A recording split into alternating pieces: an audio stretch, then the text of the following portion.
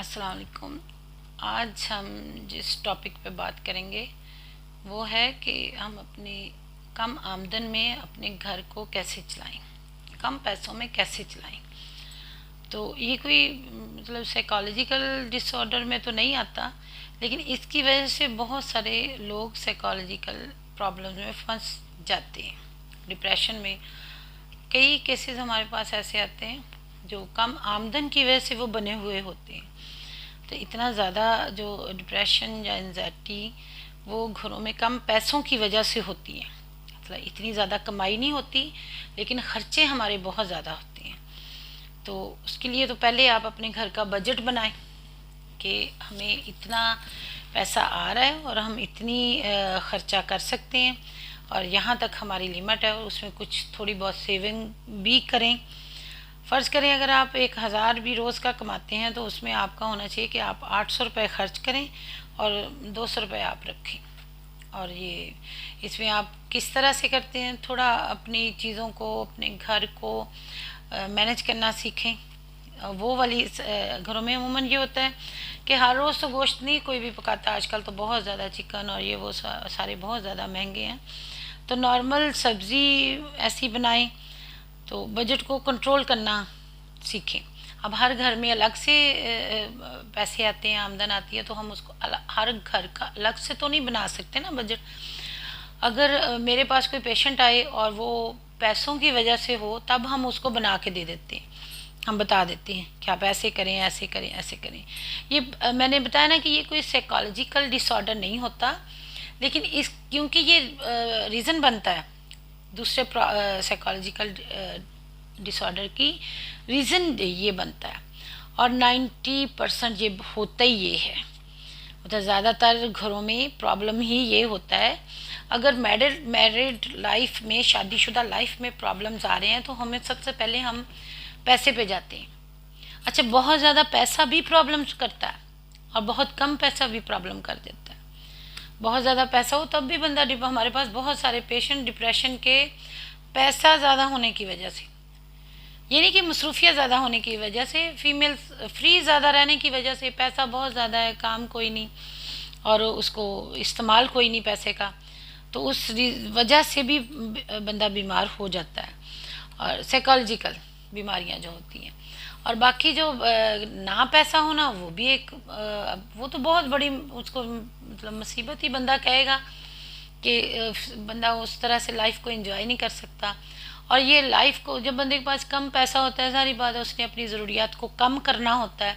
जब कम करना है तो वो उसके लिए एफर्ट करेगा, अपने दिमाग को और चीज़ों से बंद करेगा। अब साथ वाले बहुत सारे घरों में, रिश्तेदारों में वो चीज़ें फैसिलिटेट होते हैं और वो सारी चीज़ों को एंजॉय कर रहे होते हैं, उसमें से आप नहीं कर रहे, तो फिर आपके लिए ये प्रॉब्लम बनेगी।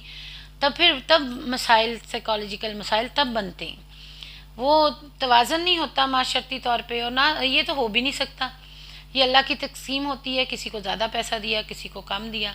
अगर अल्लाह ने हमें कम दिया तो हमने कम पे रहना है। अब अगर हमारे पास छोटी गाड़ी है तो हमने छोटी गाड़ी को ही अच्छा कहना, और अगर हमारे पास बड़ी है तो हमारे पास वो अल्हम्दुलिल्लाह बड़ी गाड़ी को हम अच्छा कहेंगे। तो ये डिपेंड भी करता है बंदे की नेचर पे। इसमें अल्लाह का शुक्र अदा करना चाहिए कि अल्लाह ने हमें जितना भी दिया, हमें अपने मतलब पूरे उसमें हम हवास में, और हम किसी, अगर हम कम पैसों में गुजारा करेंगे तो हम किसी भी साइकोलॉजिकल डिसऑर्डर में जाने से बच जाएंगे। अच्छा, ये सारी बातें बचने के लिए हो रही हैं। जब बंदा उसमें चला जाता है तो तब तो फिर कुछ और किस्म की थेरेपीज़, काउंसलिंग फिर तो और किस्म की होती है ना। ये तो उन लोगों के लिए मैं बात करती हूँ जो लोग नॉर्मली घरों में थोड़े बहुत, कभी डिप्रेशन में हो गए तो कभी एंजाइटी का आंसर आ गया, कभी कुछ आ गया, ये उन लोगों के लिए बात होती है। जो पेशेंट बन जाता है तो अब उसकी भी कंडीशन पे डिपेंड करता है कि वो पहली, दूसरी, तीसरी कौन सी स्टेज पे है। वो काउंसलिंग से ठीक होगा, वो साइकोथेरेपी से ठीक होगा, वो मेडिसिन से ठीक होगा। वो तो पेशेंट के बिहेवियर पे डिपेंड करता है कि कैसा रिस्पॉन्स है, उस तरह का ही हम करते हैं। ये नॉर्मल, मतलब नॉर्मल घरों में हम नॉर्मल लोग थोड़ा बहुत टेंशन, फ्रस्ट्रेशन का शिकार होते हैं, ये उन घरों के लिए बात है। आप अपने कम पैसों में कैसे गुजारा कर सकते हैं, इसके लिए सबसे पहले आप अपने घर का बजट बनाएं, उन चीज़ों में मुतमिन रहना सीखें जितनी आपकी आमदन आ रही है। और ऐसी सब्ज़ी घर में रोज़ सब्ज़ी, एक चीज़ ऐसी होती है कि हम सालन हमने रोज़ बनाना, रोटी हमारे रोज़ पकनी है, तो कोशिश करें कि साल की आप गंदम कर लें।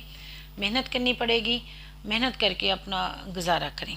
उसमें हो सकता है आप अपने घरों में, अब ये बात तो ऐसी थोड़ी वही बनती है, लेकिन अगर घर में इतनी जगह है आप मुर्गियां रख सकते हैं, उनके अंडे गोश्त यूज़ करें। आप बकरी रख सकते हैं, उनका दूध, और ऐसे घर से अपने मतलब वसाइल निकालें जिसमें आपको पता भी ना चले, ज़्यादा मेहनत भी ना करनी पड़े, और आपके घर को एक अच्छा रिलीफ मिल जाए पैसे के लिहाज से। तो उसमें थोड़ा सा बैठ के मियाँ बीवी दोनों सोचें कि हम किस तरह से अपनी आमदन को ज़्यादा कर सकते हैं। महंगाई इतनी ज़्यादा है कि हर बंदा ही इस चीज़ पे बहुत ज़्यादा टेंशन में होता है कि घर का गुजारा कैसे, खर्चे बिल ये वो सब कुछ निकलता रहता है। तो थोड़ा सा ठंडे दिमाग से अपने घर के बजट को काबू करें, और इर्द गिर्द वाली लोगों से उस तरह की चीज़ों पे मत जाएं कि जो दूसरा कर रहा है आप नहीं कर सकते। तो ठीक है, नहीं कर सकते, ये अल्लाह की तकसीम है, उसमें अल्लाह का शुक्र अदा करें कि अल्लाह ताला ने, बाकी अपनी जो घर में अच्छी चीज़ें हैं उनको सोच के खुश हुआ करें, दूसरों की खुशियाँ देख के नहीं। अपने घर में जो आपको चीज़ें खुश करती हैं उनको देख के, अपने बच्चों को देख के, अल्लाह ने आपको बच्चे दिए, नॉर्मल दिए और अच्छे दिए, तो उनको देख के खुश हुआ करें। इससे इंशाल्लाह आपके घर पे अच्छे असरात आएंगे। थोड़ा दिल बड़ा करके थोड़े हर हर टाइम पे अगर हम अपनी कम आमदन का ही रोना रोते रहेंगे, शुक्र अदा नहीं करेंगे, तो हम उसमें और ज़्यादा उलझेंगे। और अगर हम गुजारा करना चाहेंगे तो बहुत अच्छा, आप उसमें ज़्यादा अच्छे तरीके से गुजारा कर सकते हैं। तो आज के लिए इतना ही। खुश रहें, दूसरों को खुश रखें। दूसरों को खुश कैसे रखना ये आप पे डिपेंड करता है कि आप दूसरों को कैसे खुश रखते हो। घर में जो भी बंदा है उसकी खुशी का ख्याल करें, सर्वेंट, साथ रहने वाले, रिश्तेदार, जो भी भाई बहन, सबकी खुशी का आप थोड़ा सा ख्याल करेंगे, अल्लाह आपका ज़्यादा ख्याल करेंगे। अल्लाह हाफिज़।